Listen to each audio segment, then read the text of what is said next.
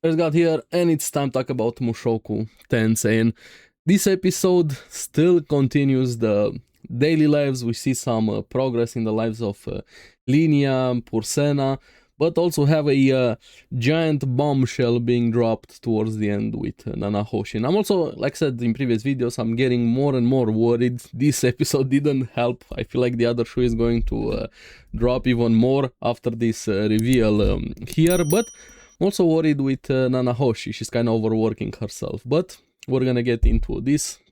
Let's talk about the episode.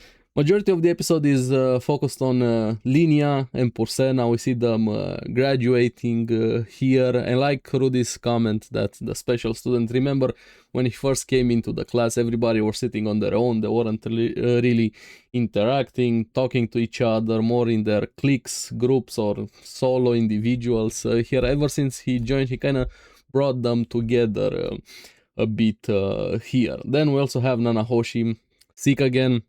She keeps getting detoxified by Rudy, but she gets sick again right after that. So I really hope there's gonna be a more permanent solution, because she doesn't want to take breaks, rest, recover properly here, and also have the big giant Orsted question in the room, which I can't wait to have that conversation when we're finally gonna talk with him or about him more, what exactly is going on with this, the man god, the big plot things. And probably after this episode, or maybe we're heading a bit more into that direction. But at least she's still continuing her experiments, which we're gonna get to that also. But after this, they get interrupted by Linia and Porsena. They wanted Rudy to talk to him a bit there. They want to fight between each other to decide who is stronger, Linia or Pursena here. So one of them is gonna become the chief of the Dolia tribe, and one of them is gonna go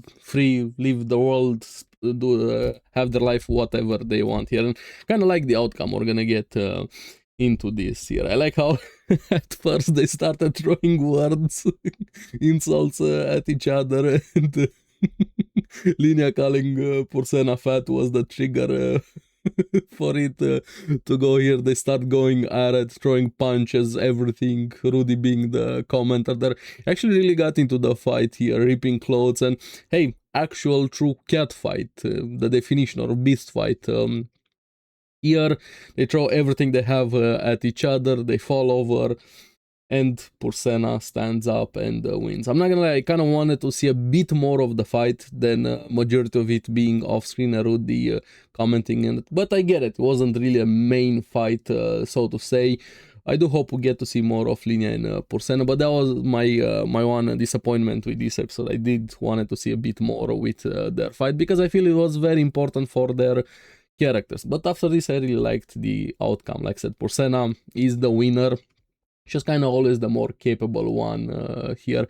Linia was a bit more comedic dumb-wise, so to say, but she has her charms, and she's very endearing. Even when she gets serious here, I liked her a bit more, and I like both of them. They didn't want healing, they wanted to wear those wounds as a badge of honor, and them deciding to go different paths here. And I like how Linia, after that, teases Rudy for him enjoying the fight there. She's fine also, and she decides to go into traveling and business.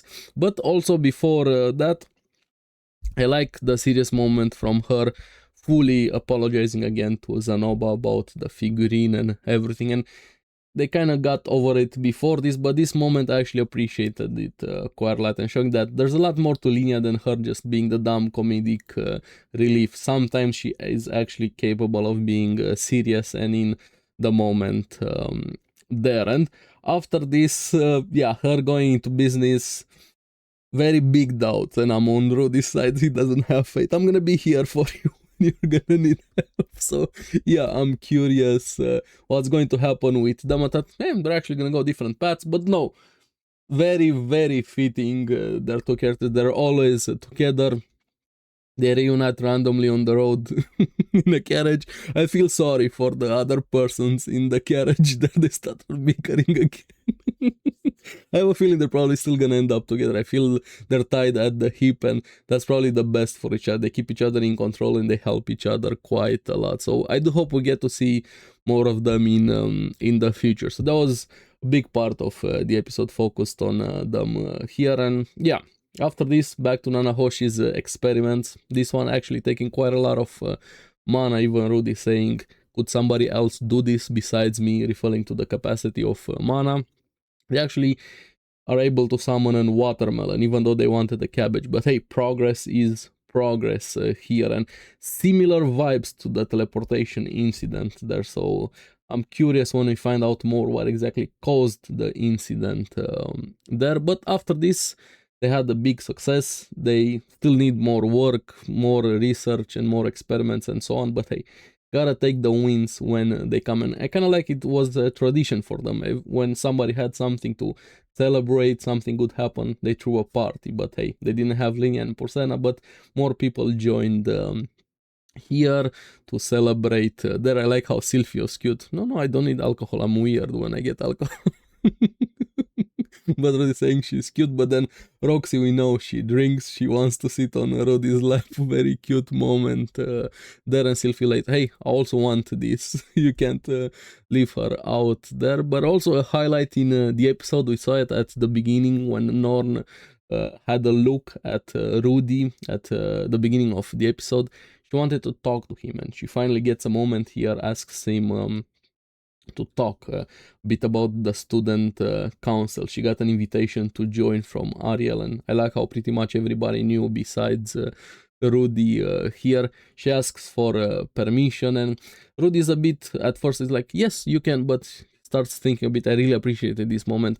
Could she handle everything, the sword training, everything else, schoolwork, whatever else she had to do? But Norn more than proved herself. She worked really hard, and she was already helping with the council before even having the opportunity to join here. And I like how Sylphie guarantees for it, and they reveal to Rudy that she has been working quite hard, and like that proud moment from him. And I'm so happy for Norn, considering everything she's been through, what happened with the incident, her mother, her father, how much she went through similar things like Rudy. Man, that moment when Rudy is there in her room to help her, just the bonding, sharing a bit of the same trauma between them, such a powerful episode here and moment. And seeing her here, I was proud also of her. So yes, she is going to join here, and I like how Rudy realizing that support is very important, to support others and also yourself to be supported here. Working together, supporting each other is very important. Something basic, but a lot of times a lot of characters miss it in other series, but also we miss it in real life here. But after this we have Nanahoshi preparing for next phase. She wants to summon something specific this time, to actually be able to summon that cabbage, for example, if she wanted it to be able to target what she summons. And it's finally time to meet this mysterious expert that has been helping her with the authority here. And it's also time to introduce him to Rudy, this mysterious person here. And the bombshell is, she kind of dropped two bombshells, but they're tied together here, saying this mage might be able to help with Zenith's condition. I like how everybody overheard this, and especially Norn. I like how interested she was, and I would be very, very happy to get some inclination. Even Rudy saying, even if he's not able to help, at least to know something, to know what her condition is, to something to go on, because right now it's a big mystery what exactly is happening with Zenith. Even though she's showing some signs of life, I would like to know something also myself here, and everybody else got interested to meet him there. Like, aren't there too many of us? No, it's fine. He can handle up to 12 guests, referring to this. And I was really curious, and I like how Rudy was putting the questions, exactly what was going through my mind. Have we met before? Do I know him? Is it far? Is it close? No, we can get to him in one day. I'm like, is it the teleportation thing here? And like, okay, who is this guy?